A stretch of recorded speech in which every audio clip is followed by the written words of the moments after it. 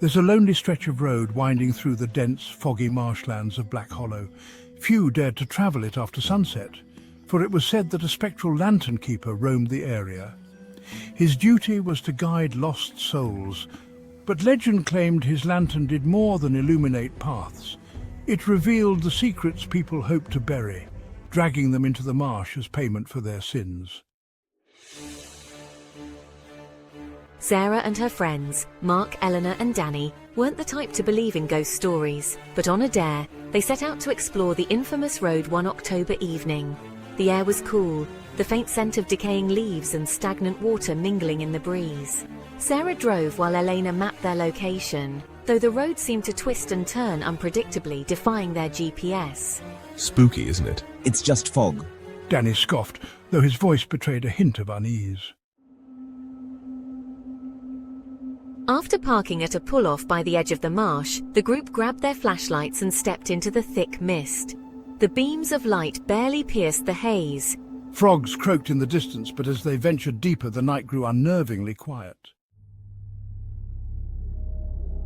That's when they saw it, a faint golden glow flickering through the fog. What is that? It's probably a camper or someone fishing. Though even she felt the unnatural pull of the light.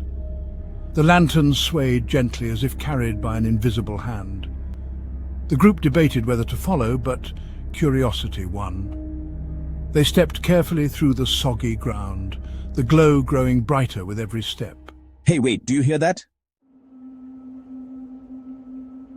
The group froze, listening intently. A faint humming filled the air, low and melodic. It seemed to come from everywhere and nowhere. As the lantern swayed closer, Sarah realized it wasn't humming, it was whispering. Words she couldn't understand, but which felt as though they were meant for her. The light stopped at the edge of a still black pool.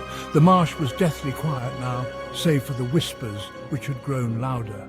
The lantern hung in mid-air, its reflection rippling on the water's surface. Beneath the reflection, something stirred. A pale face emerged from the depths, its hollow, milky eyes locking onto Sarah. Its mouth moved, but its voice boomed in their minds. Why do you follow the light? Eleanor screamed, stumbling backward, but the marshy ground seemed to grip her feet. Mark tried to pull her up, but the mud sucked harder, dragging her in inch by inch. Sarah's flashlight flickered, and in its dying beam she saw figures rising from the water, translucent forms with gaunt faces and outstretched hands. Their mouths opened in silent wails, and one by one they grabbed at her friends. Run. But when Sarah turned, the lantern was there, blocking the way.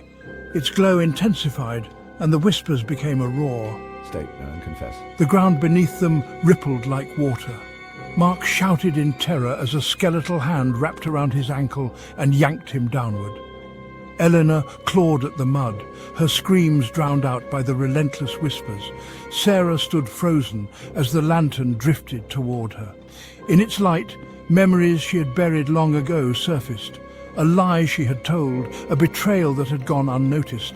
The lantern seemed to see it all. You cannot escape what you are. The marsh consumed her friends one by one, their cries fading into the night.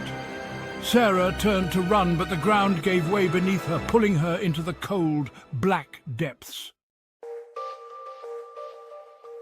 The next morning, the search party found the car flashlights and footprints leading to the marsh.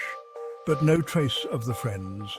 Old-timers in the village shook their heads knowingly, muttering about the lantern keeper's vengeance. Some say the lantern now flickers more brightly than ever, a warning to travellers. Those who stray too close hear whispers that grow louder with every step, and on nights when the fog is thickest, some claim to see shadowy figures beneath the water, reaching for help that will never come.